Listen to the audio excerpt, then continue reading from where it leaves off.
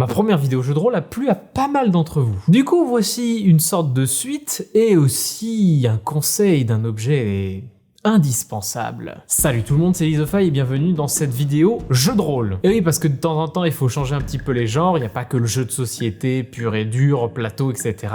Il y a aussi le jeu de rôle qui a pas mal de choses à offrir. Pour moi, c'est radicalement différent d'un jeu de plateau et pour moi, je pourrais jamais avoir que l'un ou que l'autre. Contrairement à beaucoup de joueurs de jeux de rôle qui disent que c'est le meilleur jeu du monde et que il y a que ça dans la vie et c'est ça qui est génial. Je suis pas de cet avis-là, mais je vais quand même vous raconter mon histoire de jeu de rôle encore de la dernière vidéo jusqu'à aujourd'hui finalement. Et en dernière partie de vidéo, on parlera d'un objet indispensable pour majoritairement les maîtres de jeux de rôle. On commence tout d'abord avec un avancement un petit peu, même pas mal beaucoup finalement, dans le jeu de rôle Resident Evil 2 que je vous avais montré la dernière fois. Il faut savoir que ce jeu de rôle Resident Evil 2, j'en avais un peu parlé avant, le système de règles est un petit peu bancal, c'est-à-dire que c'est un fan game et tout fan game qu'il est, il n'a pas beaucoup été testé et du coup le système est un petit peu bof quoi. Pour vous résumer rapidement, on est facilement beaucoup trop fort et surtout les ennemis sont facilement beaucoup trop nuls. Ce qui fait que le MJ passe son temps finalement à tricher et il a complètement raison parce que là s'il suivait absolument les règles, on roulerait sur absolument tous les ennemis et ce serait vraiment assez paradoxal pour un jeu Resident Evil. Mais j'avais un petit peu envie de vous parler de Resident Evil encore parce que j'ai eu quelques anecdotes. Déjà, le truc le plus amusant finalement, c'est de voir à quel point une partie de jeu de rôle et surtout un scénario ou une scène de jeu de rôle, le maître du jeu ne peut pas toujours prévoir le temps que cette scène pourra faire. Je l'ai déjà expérimenté un petit peu dans les scénarios que j'avais déjà fait, mais là ça s'est vraiment ressenti. La moindre petite scène de rien du tout peut parfois durer 2-3 heures si le maître du jeu ne fait pas avancer les choses rapidement. En l'occurrence, on est allé dans un laboratoire, tout était dévasté et du coup on a fouillé le laboratoire et on a fouillé salle par salle, ce qui fait qu'on a passé un temps monstrueux à faire le tour du laboratoire pour voir absolument toutes les pièces qui étaient ouvertes, fermées, etc. Rien que cette phase-là, ça nous a pris 1 heure et demie. Parce que le maître du jeu est obligé de décrire absolument toutes les salles qu'on traverse, et dans un laboratoire, il peut y en avoir énormément de salles. Est-ce qu'il aurait dû faire autrement? Peut-être, sûrement, mais j'avoue que de quelle manière, là par contre, je sais pas. Est-ce qu'artificiellement, il aurait dû faire un laboratoire plus petit, et du coup avec moins de salles, et tant pis, c'est pas grave, on mettait majoritairement les salles importantes, je ne sais pas, mais c'est le genre de trucs qui nous ont pas mal ralenti finalement. Et avec ce jeu Resident Evil, on a expérimenté le pire cauchemar des joueurs de jeux de rôle. Le pire cauchemar, c'est ceci. Ouais, je pense qu'il y en a qui savent de quoi je parle. Le pire cauchemar des joueurs, c'est les portes. Les portes, pour les joueurs, en général, c'est un moment un petit peu compliqué. Et selon le contexte, ça peut être très compliqué. Et là, en l'occurrence, ça nous a fait perdre beaucoup de temps. Tellement que on a passé, je pense, 1 bonne heure devant une porte, à savoir comment on l'ouvrait, de quelle manière on était placé, etc. Parce qu'on savait qu'il y avait des ennemis derrière. Et du coup, il y a eu une discussion hyper longue à dire. Non mais moi, je me mets devant, je pousse la porte. Le MJ qui rétorque. Ah mais non, mais tu peux pas pousser la porte parce qu'elle est lourde, du coup il faut pousser fortement ou à 2 personnes. Ah ok, du coup je vais me poser devant avec machin et derrière vous vous mettez pile poil dans l'entre-ouverture qu'on fera, etc. Bref, c'était une catastrophe, ça a mis hyper longtemps. Alors après on a pris notre temps parce qu'il y a des joueurs qui devaient partir à peu près 5 minutes, des trucs comme ça. Mais c'était un moment mémorable parce que c'était une discussion pendant 1 heure autour juste d'une seule porte. Et même en ayant ouvert la porte de la manière dont on avait prédit, ça a pas exactement fait ce qu'on voulait. Bref, c'était n'importe quoi. Et troisième chose qui rallonge le temps de jeu violemment et qui du coup, pour le maître du jeu, parfois ça peut être frustrant, ce sont les combats. Alors j'imagine que ça dépend aussi des systèmes de jeu, mais sincèrement, les combats dans les jeux de rôle, ça peut être long, mais long. Et pour tellement pas grand chose, mais il y a tellement d'actions à décrire, tellement de personnes qui font une action, puis après l'ennemi qui réagit, puis l'ennemi qui fait une action, du coup le joueur réagit, etc. Bref, ça fait les jets, ça fait les descriptions, ça fait tout ça, c'est hyper galère et c'est super long. Et je ne pense pas que ça vienne du maître de jeu en particulier, particulier parce que c'est ce que j'avais un peu ressenti avec d'autres combats dans des jeux de rôle, et c'est vrai que c'est des parties qui sont longues et qui, je trouve, sont pas les plus intéressantes finalement d'un jeu de rôle. Même si parfois il y a des actions héroïques qui sont assez classe, hein. Je pense là par exemple dans Resident Evil, à un moment on devait monter dans un conduit, il y avait un de mes amis qui était en haut dans le conduit, moi j'ai fait un grand saut, on s'est attrapé comme ça, et du coup maintenant une grande histoire d'amitié s'est créée. C'est mon bro maintenant. De toute façon, le jeu de rôle, c'est majoritairement ces moments-là qui sont merveilleux, ces moments où on ne s'attend pas forcément à quelque chose, mais il y a quelque chose d'extraordinaire qui se passe malgré tout. Bref, plein de petites scènes comme ça qui ont beaucoup d'anecdotes, mais bon, je vais pas raconter non plus tout le scénario, le but était surtout de vous refaire un petit aperçu de Resident Evil 2, et on s'est quand même pas mal amusé, on a fait beaucoup de sessions le soir, et globalement, depuis la dernière fois où je n'avais pas pris un seul point de vie, maintenant il me reste 7 points de vie sur les 24. Là, je commence à vraiment en chier. La chose suivante dont j'aimerais vous parler, c'est la fin d'une partie de mon scénario City Hall que j'ai pu continuer du coup il y a quelques temps. City Hall, pour rappel, est un petit jeu de rôle tout petit comme ça qui présente un univers où chaque chose qui est écrite sur un papier peut prendre forme, peut être vivant et peut être très dangereux. Et vu que je m'étais mis une petite épine dans le pied au moment de créer mon propre scénario, parce qu'en fait j'allais peut-être court-circuiter tous les scénarios déjà préécrits, j'ai essayé d'écrire la suite de mon scénario pour essayer de réaiguiller les joueurs vers les scénarios préécrits pour pouvoir quand même en profiter. Les joueurs, selon leurs actions, auraient pu juste détruire les scénarios préécrits, mais peut-être avec la manière dont je l'ai amené, tout s'est très bien passé et les joueurs n'ont finalement pas fait les choix qui ont cassé les scénarios préécrits. C'était un scénario très différent de tout ce que j'ai pu voir ou faire, puisque la quasi-totalité du scénario était un choix mûrement réfléchi pour les joueurs. Ils avaient 2 possibilités et je les ai majoritairement laissés en roue libre pour savoir ce qu'ils devaient faire. Ils n'étaient pas pressés par temps ni par des menaces. Et alors c'était une session qui était assez tranquille pour moi. J'ai pas eu beaucoup de choses à improviser, j'ai pas eu beaucoup de travail finalement dans ce scénario. Même si des choses incroyables se sont passées, notamment une réparation de courroie de distribution de voiture, réussie à l'aide d'un test de compétences qui a fait un score de dingue, mais c'était majoritairement un scénario de choix, de transition, et du coup, à partir de maintenant, je pourrais les ramener sur les scénarios pré-tirés grâce à ce scénario. Là, je suis très content, je vais pouvoir repartir sur de bonnes bases, je vais juste repartir maintenant sur des scénarios pré-tirés, et je reviendrai avec un petit fil rouge sur le scénario que j'ai écrit, qui, mine de rien, a un gros impact, donc je pense qu'il pourra bien s'immiscer dans les autres scénarios pré-tirés. Donc City Hall, j'y suis revenu, j'y suis pas beaucoup revenu, parce qu'aussi, je me suis occupé d'autres choses et je vais vous en parler un petit peu plus tard. Maintenant, je vais vous parler d'un autre jeu que j'ai fait en tant que joueur. Cet autre jeu-là, c'est un jeu que j'ai failli acheter, sauf que, en fait, on s'est vu avec mes amis et surtout avec un de mes amis et il a commencé à me dire mais attends, tu peux pas non plus masteriser tous les jeux en fait, tu vas pas pouvoir le faire. Et il a raison en soi, masteriser ça prend un temps monstrueux, le temps de peindre, de masteriser, de jouer à des jeux, de monter des vidéos, etc. Forcément, c'est sûr que c'est pas évident de masteriser plein de trucs en même temps, enfin, tous ces genres de choses, donc il avait complètement raison. Du coup, il m'a dit, moi ça m'intéresse de ouf, j'adore ce genre d'univers, laisse-le moi, et puis, je vais le faire. Il a acheté la boîte d'initiation, et il nous a fait une partie du scénario d'initiation il y a à peine quelques semaines. Ce jeu-là, c'est le livre des 5 anneaux. Le livre des 5 anneaux, pourquoi je voulais y jouer ?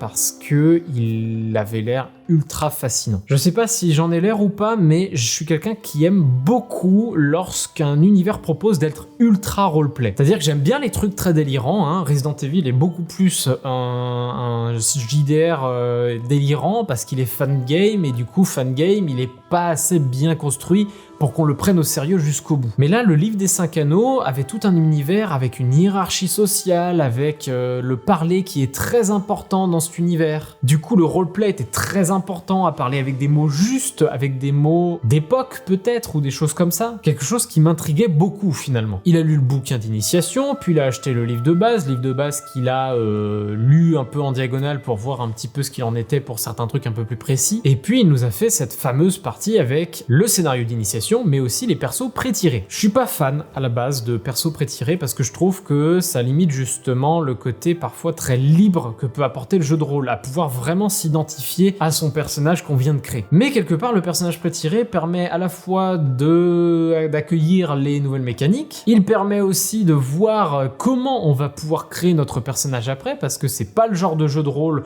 où on va créer notre personnage facilement et rapidement, et surtout ça apprend à rentrer dans la peau d'un personnage alors qu'on ne le connaît pas à la base. Alors on a lu un peu son histoire, hein, mais j'entends par là que c'est pas nous qui l'avons créé, et on doit quand même s'identifier à lui. Finalement, un peu le travail d'un acteur. L'acteur doit rentrer dans la peau du personnage que crée le réalisateur ou le scénariste. C'était un exercice très très intéressant. Ça, je le cache pas, et le livre des 5 anneaux a un système qui est intéressant, quoique un peu complexe, quoique un peu difficile aussi au niveau des jets de dés. Il y a plein de jets qui sont finalement très difficiles, et il y a surtout plein de phases de dés qui, dans le scénario d'initiation, ne servent pas encore, et du coup ça peut être très frustrant dans ce scénario d'initiation en tout cas. Par contre, l'univers du livre des 5 anneaux est juste incroyable. Il y a vraiment toute une dynastie, plein de clans différents qui ont malgré tout une petite hiérarchie sociale qui se crée un petit peu entre eux, même si techniquement ils sont tous égaux. Mais ce qui m'a grandement plu finalement, c'est de réussir à ne pas être en décalage avec l'univers qui est très médiéval japonais quoi. C'est pas dans un jeu comme ça qu'on va dire des mots en verlan, c'est pas dans un jeu comme ça qu'on va insulter des gens facilement. Il faut être plus subtil, plus pointu, plus éloquent quelque part. Et ça, c'est vraiment très intéressant. Le livre des 5 anneaux, j'ai hâte de voir la suite.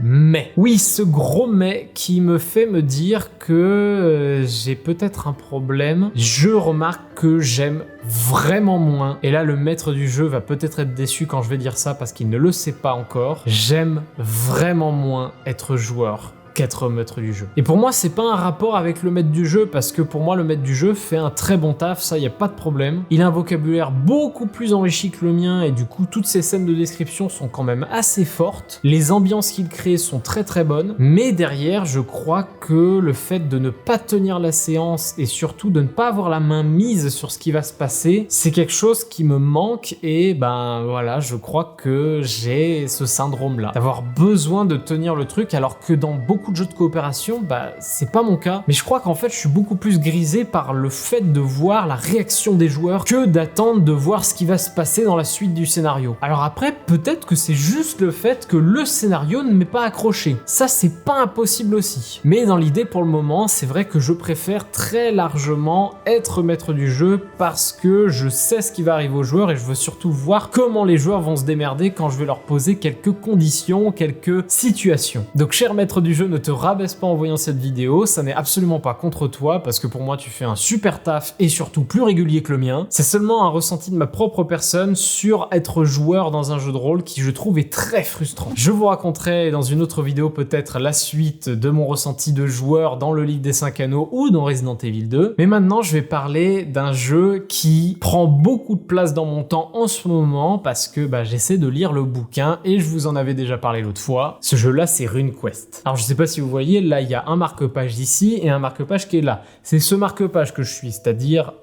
pas très loin non plus. Mais ce pas très loin m'a permis de voir quand même pas mal de choses dans RuneQuest et surtout que c'est pas si compliqué que ça. J'ai lu actuellement 80 pages du livre de RuneQuest sur environ 450. Vous allez dire que c'est ridicule, mais après c'est aussi ce que je peux lire sur mon temps libre. Je vous cache pas, ça devient de plus en plus difficile d'accorder du temps long à certaines choses et RuneQuest finalement je le lis petit à petit et c'est pas plus mal en fait. Comme ça j'ingurgite pas mal d'informations que propose ce bouquin petit à petit et c'est super intéressant. Maintenant que j'en sais un peu plus sur Gloranta, je vais vous expliquer ce que j'ai découvert autour de ce livre. RuneQuest est un jeu de rôle qui ne fonctionne absolument pas comme la plupart des autres jeux de rôle. Et principalement sur une chose, c'est la création de personnages. Lors de la création de personnages, on a différentes étapes qui vont vraiment accompagner les joueurs au fur et à mesure. Mais ce qui me faisait peur, c'était que,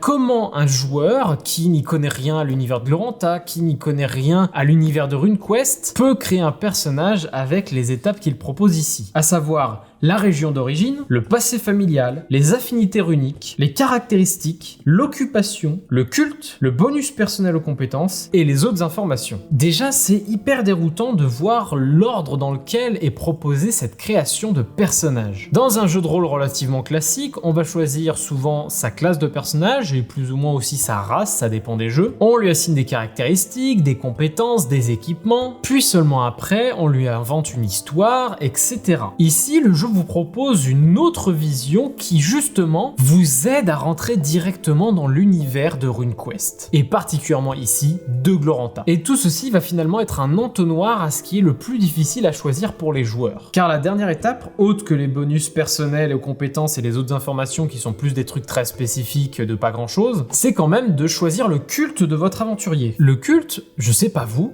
mais si j'étais un joueur actuellement, me dire choisis un culte parmi la vingtaine, trentaine qui existent, voire plus, parce que j'ai pas tout lu encore, et ben ça peut faire peur de se dire il faut que je lise tout, et surtout après qu'il faut que je fasse un choix. Et bien toute la création de personnages fonctionne aussi autour de ça. La région d'origine va définir votre passé familial, va vous aider à vous aiguiller dans vos affinités runiques, qui vont vous aider dans vos caractéristiques, qui vont vous aider dans vos occupations, qui vont vous aider à trouver votre culte. Et vraiment, je n'ai pas d'autre meilleure image qu'un entonnoir pour définir vraiment ça. Après, je dis pas, il y a peut-être des joueurs qui sont rebutés en se disant « Ah mais la région d'origine, ça me tentait bien pour ça, mais par contre, c'est vrai qu'au niveau de l'occupation, bah moi j'aurais quand même voulu faire telle classe quoi. » Parce que l'occupation, c'est plus ou moins une classe. La dernière vidéo, je vous ai dit que c'était des classes, en réalité, c'est pas exactement ça. Mais à part ce côté-là, eh bien, le joueur, s'il se reconnaît pas mal dans ce qu'il a choisi par rapport à la région d'origine, en général, il y aura pas trop de problèmes pour qu'après, il choisisse son occupation, son affinité runique, etc. Je vous fais une petite présentation de ce qu'on peut trouver justement dans les différentes étapes. La région d'origine, c'est finalement transparent, c'est d'où vient votre famille, et du coup, votre personnage a forcément une culture qui se crée à partir de cette région. Une culture très sédentaire pour une région, une culture très nomade pour une autre région, donc ça va vraiment définir complètement votre personnage. Votre passé familial va vous aider à trouver pas mal de caractéristiques à votre personnage, peut-être un peu aussi des traits de caractère, car par exemple dans le passé familial, on va savoir si par exemple vous avez peur des dragons ou pas, ou si au contraire vous les détestez et vous voulez tous les tuer. Plein de petits trucs comme ça qui vous aideront à donner un peu plus de caractère et un peu plus d'histoire à votre personnage, et qui soit bien ancré dans l'univers qui, on le rappelle, n'est pas très connu des joueurs, et ça peut en rebuter beaucoup. La troisième étape, c'est les affinités runiques, et ça c'est une étape que je trouve absolument brillante. Lors des affinités runiques, il y a différentes runes qui définissent finalement pas mal le caractère de votre personnage, et donc ça va pas mal le représenter. Chaque rune a une caractéristique qui lui est associée, une personnalité, des armes de prédilection, bref, toutes ces runes peuvent dicter plus ou moins le caractère du personnage quoi. Puis après on va voir si le personnage est plutôt du côté de l'harmonie ou du désordre, ou de la vérité ou de l'illusion, tout ça de manière très opposée à chaque fois, qui va aussi beaucoup définir ses caractéristiques suivantes, donc l'étape suivante. Puis on arrive enfin à l'étape qui ressemble à un jeu de rôle classique, à savoir l'occupation, mais qui finalement ne l'est pas du tout, puisque l'occupation n'est pas vraiment une classe. L'occupation est plutôt un hobby ou un rôle d'un personnage dans un univers qui vont lui rajouter des pourcentages dans des caractéristiques, mais pas tout à fait le définir en tant que tel quoi. On pourrait croire par exemple qu'un berger est un personnage qui peut être un peu faible dans l'univers de Glorantha, mais ça n'est pas le cas du tout. Par exemple, dans les compétences du berger, il rajoute un peu de pourcentage sur les armes à distance, sur le bouclier. Donc même un personnage qu'on peut considérer comme banal dans ce jeu ne l'est pas forcément, et surtout ce jeu n'est pas forcément un jeu très guerrier. Il y a une occupation guerrier, c'est vraiment un truc qui est prévu dans le jeu, mais ce n'est pas obligatoire d'être un guerrier pour pouvoir se battre. Un truc qui fait que justement tout ce que vous avez choisi précédemment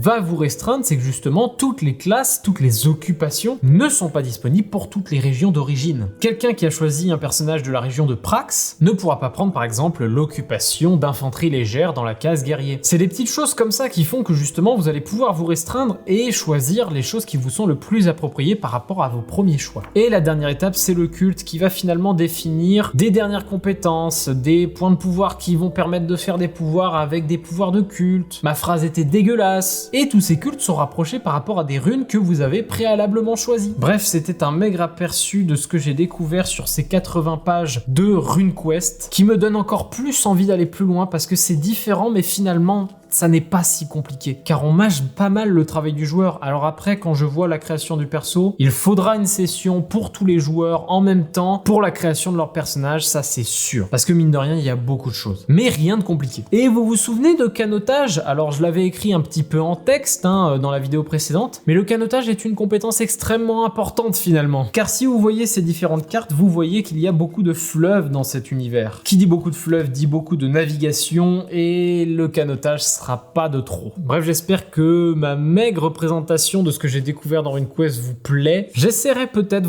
de faire des vidéos un petit peu régulières sur ma découverte autour de cet univers. Mais globalement, pour le moment, c'est juste moins intimidant, mais beaucoup plus fascinant. Mais toujours aussi chronophage, on va pas se cacher. Ne partez pas parce qu'il faut que je vous présente une dernière chose. J'avais dit au début de la vidéo, je vous présente un objet indispensable pour les maîtres de jeux de rôle. Cet objet-là, je l'ai reçu il y a pas longtemps, qui vient à la base d'un financement participatif, mais vous pouvez quand même en acheter et le lien est dans la description. Cet objet-là, c'est cette petite chose. Et oui, il s'agit d'un petit paquet de cartes qui vient d'un confrère youtubeur, le Scénarurgien. Si vous aimez le jeu de rôle, je vous conseille fortement sa chaîne, un petit instant promo pour lui, parce que il aborde le jeu de rôle d'une manière à la fois très élégante, il a un parler et une écriture qui est très belle et qui peut parfois dérouter, mais parfois plaire quand même pas mal. Et il donne parfois des petits conseils autour du jeu de rôle avec des outils, comme par exemple des outils pour jouer justement sur un écran comme un Roll20 ou des trucs comme ça, ou pour juste créer ses maps de jeu de rôle, ou encore des conseils de jeu tout simplement. Et il y a pas mal de temps, il a fait un financement participatif qui était RPG Storymaker. Qu'est-ce que c'est RPG Storymaker? Eh bien, je vous présente tout ça. Vous avez le syndrome de la page blanche au moment d'écrire un scénario, maître de jeu? Eh bien, RPG Storymaker est là pour vous. Cet ensemble de cartes se présente ainsi. On a différents types de cartes. En premier lieu, les accroches, les sujets, les actions, les alliés, les menaces, ainsi qu'un bonus. Rien qu'en vous ayant présenté tout ça, vous voyez tout de suite où je veux en venir. Ce que propose RPG Storymaker de ce cher youtubeur, c'est d'avoir des pistes pour créer son scénario. Par exemple, vous prenez une accroche, ici la demande d'aide, quelqu'un qui requiert de l'aide de vive voix, un besoin exprimé, une requête non officielle, une supplication, un recours désespéré, un appel au secours. À vous d'interpréter cette carte comme vous le souhaitez, mais globalement, l'écriture de votre prochain scénario pourra commencer par une demande d'aide. Cette demande d'aide découle sur un sujet. Par exemple ici, un trésor, un magot enfoui, des richesses oubliées, un Eldorado caché, un objet de très haute valeur, etc.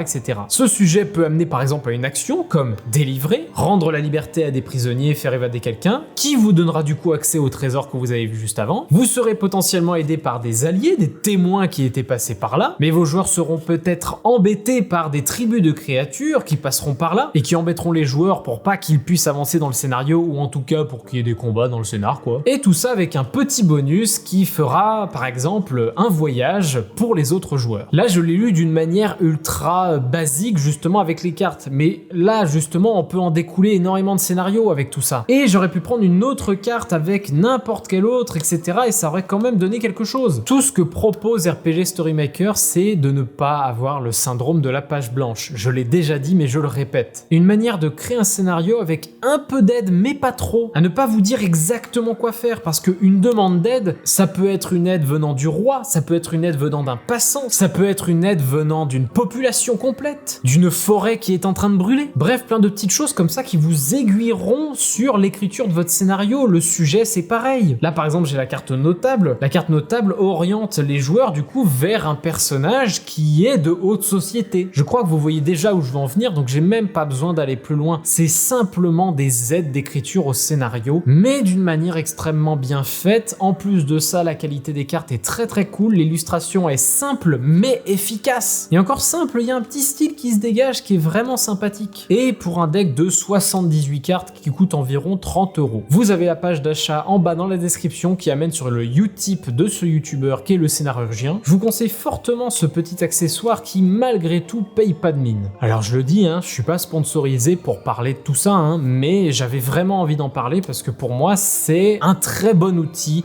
pour maître de jeu. Et j'espère que tous les maîtres de jeu qui me regardent actuellement me remercieront de leur avoir conseillé tout ça. Et remercieront le scénarurgien d'avoir créé tout ça. Merci à tous d'avoir regardé cette deuxième vidéo parlant de jeux de rôle. J'espère qu'elle vous a plu et j'espère qu'elle n'était pas trop décousue. Parce que là, ça fait un moment que je tourne quand même. Mettez en commentaire justement ce que vous en avez pensé. Est-ce que mes histoires autour de jeux de rôle vous plaisent? Est-ce que vous avez envie d'en savoir plus? Est-ce que vous voulez découvrir un peu plus RuneQuest? Bref, j'attends vos commentaires et abonnez-vous pour ne pas rater les prochaines vidéos. Il y a de très belles choses qui arrivent, dont des règles de jeu quand même, hein, il faudra en faire. Plein d'histoires, plein de choses qui m'arrivent en ce moment, par exemple que j'ai reçu beaucoup de choses de la part de Asmodée. Merci Asmodée, putain, je m'en remets toujours pas d'avoir reçu ça. Et en attendant, je vous dis à la prochaine, et puis moi, je vous dis, salut!